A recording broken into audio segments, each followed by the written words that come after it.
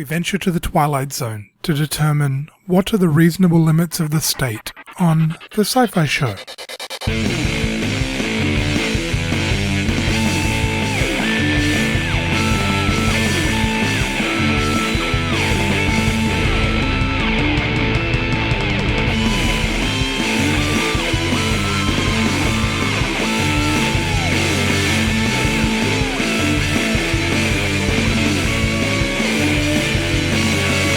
Once more into the Twilight Zone with an interesting tale called The Obsolete Man. We learn of a man named Romney Wordsworth, a librarian who finds himself under sentence of death because the state no longer finds a use for his skills and his religion.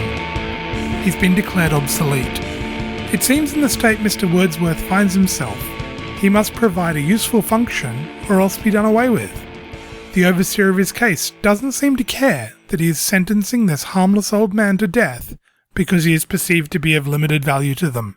He's just a worn-out part in the machine that needs to be discarded. The form of government on display here is known as totalitarianism, and it gets its name from the way the state seeks total control and care over the lives of its subjects.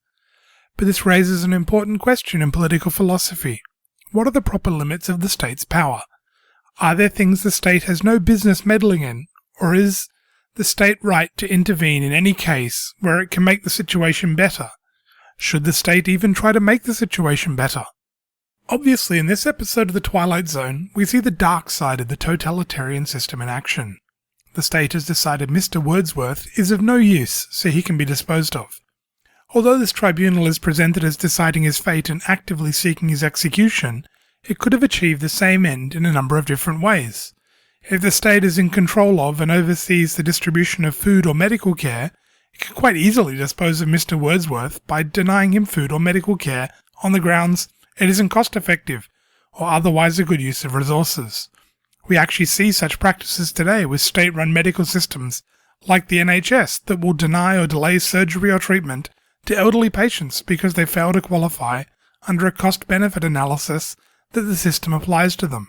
If Mr. Wordsworth, an elderly man, had a medical condition requiring drugs or surgery to survive, then the state could have just as easily gotten rid of him by denying him the surgery, perhaps offering euthanasia instead. This brings us to the question of the proper limit of the power of the state. I think this is a really interesting question, as you can tell a lot about a person's political philosophy by how they answer the question. There have been a number of attempts to answer the question over the ages, and today one of the clearest splits between the left and the right is over how such questions should be answered. How would you answer the question, what are the proper limits of the state's power? Or put more colloquially, are there things the government shouldn't stick its nose into? There are a number of possible answers to these questions, but it seems that they can be broadly divided into two different visions of the role of government. One that views government as a force for good, and one that sees government as a necessary evil. It also divides along a line that sees the group as primary versus seeing the individual as primary. So let's consider some of the possible answers and schools of thought that go along with them. First, we obviously have the totalitarians. These come in a variety of different flavours, but it covers the usual political isms like communism, fascism, socialism, and other schools of thought that view the state as an entity charged with cradle-to-grave care of the citizens. The totalitarian generally sees no area of life that is off-limit to government supervision. There's effectively no private sphere that the government can't get involved in if it decides there's a need to do so. This totalitarian attitude is surprisingly common, even among people who'd be aghast to be labelled a totalitarian. But if you recognise no principled limit to the extent of government power, what is the brake that will keep them from meddling anywhere? At the other end of the spectrum, we have the voluntarists. Voluntarism is an anarchist political philosophy that says, in essence, that all human interactions should be governed by peaceful, voluntary exchanges and interactions.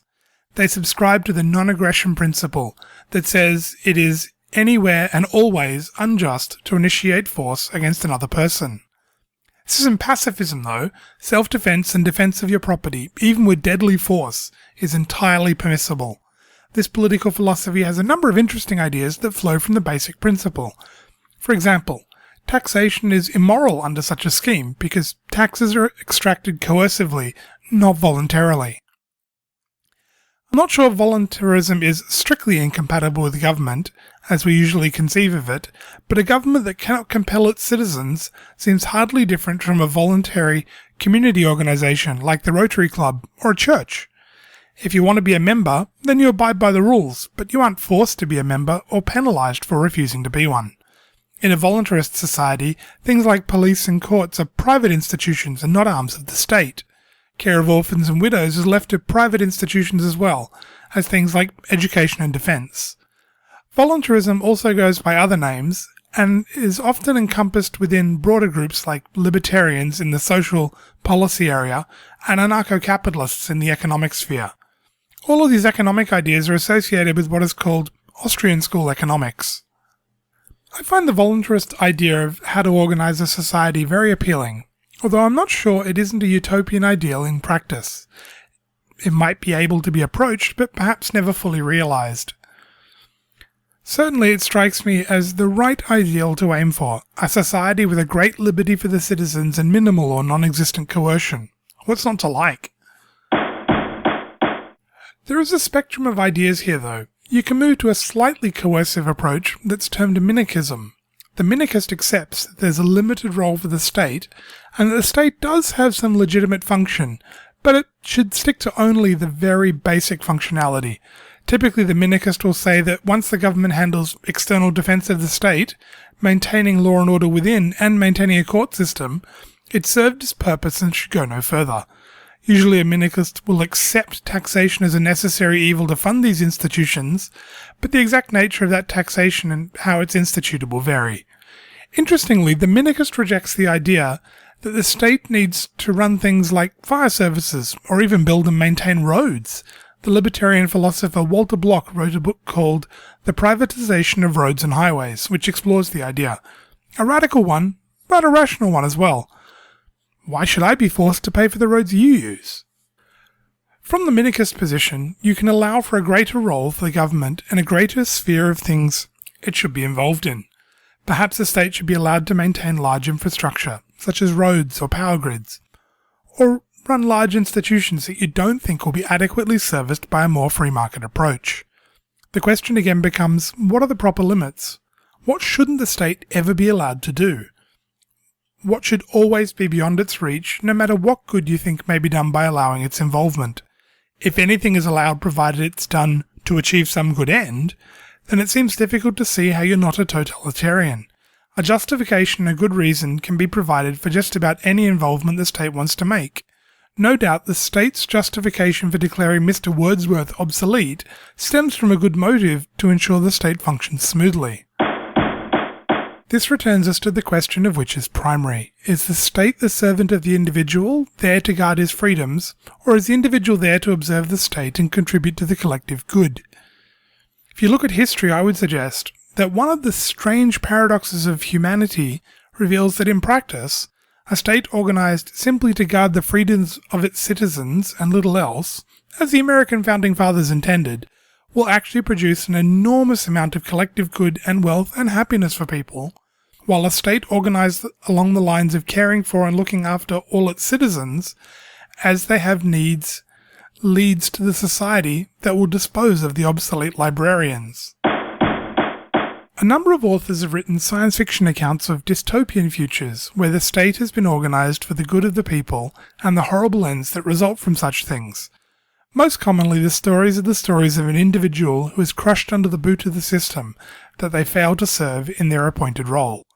Ayn Rand's Anthem tells the story of a tinkerer and inventor who seeks to benefit his society with the invention of the electric light, only to be stamped down because of the disruptive effect of his invention on candle makers and others.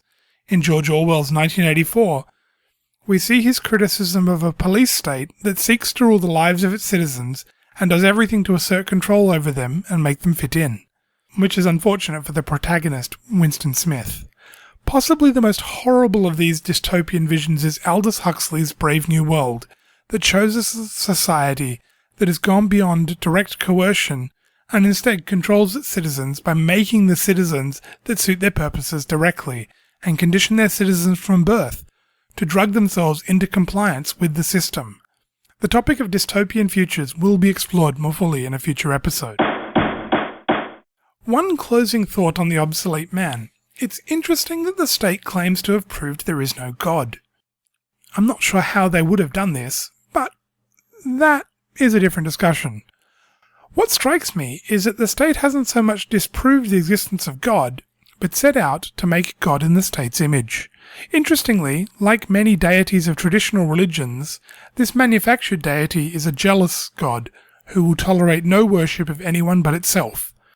Mr. Wordsworth is crushed under the heel of this god because he refuses its allegiance. It is also quite interesting to me that all of the totalitarian states we have lived through have likewise sought to set themselves up as substitute deities. The communists and the fascists did it, seeking to bring any competing god with a competing allegiance under its control or destroy it entirely.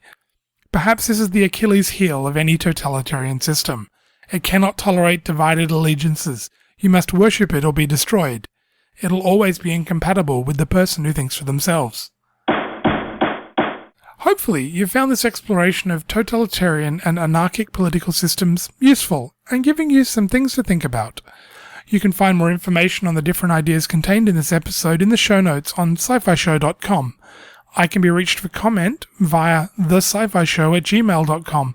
You can leave comments in the show notes at scifishow.com, and you can also leave comments on our Facebook page, facebook.com/scifishow. You can also follow us via Twitter at The Sci-Fi Show.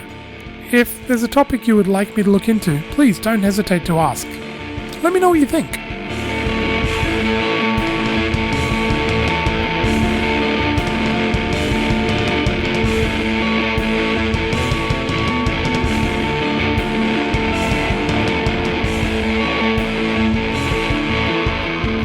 The Sci-Fi Show is recorded under a Creative Commons Attribution Non-Commercial Share-alike 3.0 license, and the music is provided by Furious, J and Maniacal M.